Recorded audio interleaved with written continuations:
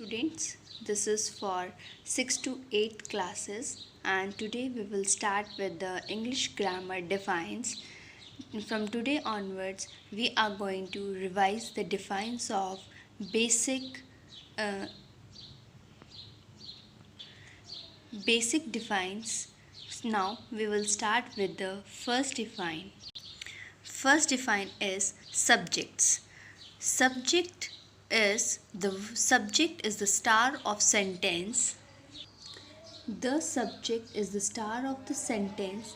It's the person, place, animal, thing or idea that's being described or performing the action.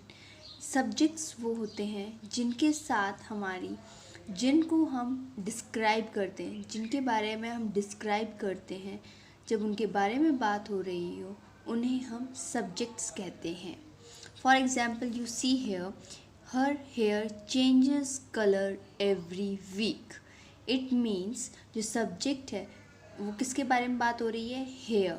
हमारे पास ये thing है कि हमें किसके बारे में बात हो रही है?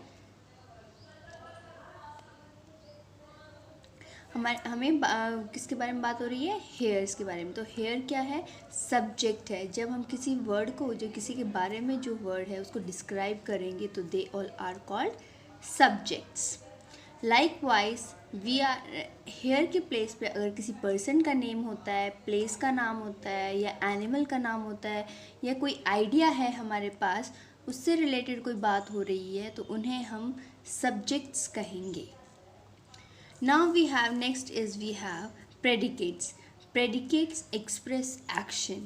Predicates हमें action बताते हैं कि हम सब्जेक्ट के बारे में क्या बात, यानी कि उनका क्या एक्शन है, क्या कर रहे हैं वो, उनके बारे में एक्सप्लेन करते हैं, उन्हें हम प्रेडिकेट्स कहते हैं।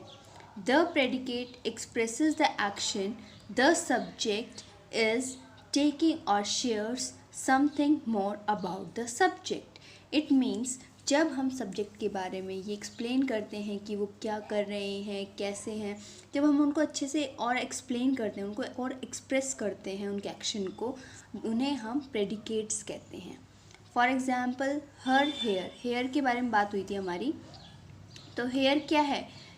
हर hair appears to be purple. जो हेयर हैं वो कैसे हैं? Purple. Appears to be purple is the expressing the action of subject. Subject का एक्शन हमें बता रहा है तो उन्हें हम प्रेडिकेट्स कहते हैं। Now next we have sentences. Sentences क्या होते हैं? Sentences need structure. Sentences need structure. It means जो सेंटेंसेस होते हैं उन्हें हम some of the most basic and important English grammar rules relate directly to sentence structure. It means जो sentences होते हैं वो क्या होते हैं? जो sentences होते हैं, जब हम meaningful words को collect करके एक sentence frame करते हैं, उस sentence का हमें उसका मीनिंग निकलना चाहिए, उस सेंटेंस का मीनिंगफुल सेंस होना चाहिए, उसे हम सेंटेंसेस कहते हैं। So likewise we have how we will make the sentence. हम sentence कैसे frame करेंगे? A singular subject need a singular predicate. It means अगर subject singular है तो हमारा predicate भी कैसा होना चाहिए? Singular. A sentence needs to express a complete thought. It means हमारे सेंटेंस में एक मीनिंगफुल सेंस निकलना चाहिए, एक मीनिंग निकलना चाहिए कि उस सेंटेंस से प्रति, यानी कि उस सेंटेंस में वो क्या कहना चाहता है, वो क्या एक्सप्रेस करना चाहता है, उसे हम सेंटेंसेस कहते हैं। और जो सेंटेंस है वो हमारे 2 टाइप्स के होते हैं, प्रेडिकेट एंड सब्जेक्ट। ये हमारे 2 टाइप्स हैं। And now in detail we are discussing about the sentences. Sentences we have 4 kinds. Here we have 4 kinds of sentences. As you see here, there are 4 types of sentences. First is declarative sentences, interrogative sentences, exclamatory sentences and imperative sentences. According to the examples you can see here, she walk down the runway, this is the simple sentence. और simple sentences को हम क्या कहते हैं? Declarative sentences. Interrogative sentences, interrogative sentences में हम question यानी कि किसी से जब हम प्रश्न पूछते हैं उन्हें हम इंटेरोगेटिव सेंटेंसेस कहते हैं। और लास्ट में हमारे पास क्वेश्चन मार्क होता है, प्रश्न चिन्ह होता है, उन्हें हम इंटेरोगेटिव सेंटेंसेस कहते हैं। Next we have exclamatory sentences. Exclamatory sentences are those sentences, वो सेंटेंसेस होते हैं जब जिनके बारे में हम कोई आइडिया, कोई इमोशन या हम किसी शौक से या किसी उत्साह से जब हम किसी के बारे में बात कर रहे हैं तो उन्हें हम एक्सक्लेमेटरी सेंटेंसेस कहते हैं। और इनको हम पूर्ण विराम से संबोधित करते हैं।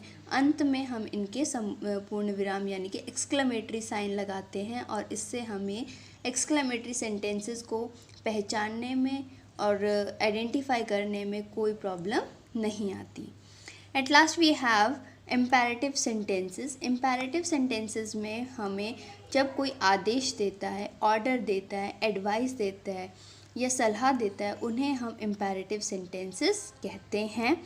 Go follow her down the way, it means ये है कि हमारे पास जब किसी को उद्देश्य यानी कि किसी को आदेश देते हैं, किसी को ऑर्डर देते हैं तो उन्हें हम इम्पेरेटिव सेंटेंसेस कहते हैं। So we have 4 kinds of sentences and 2 types of subject and predicate. These are the definitions of subject, predicate and sentence.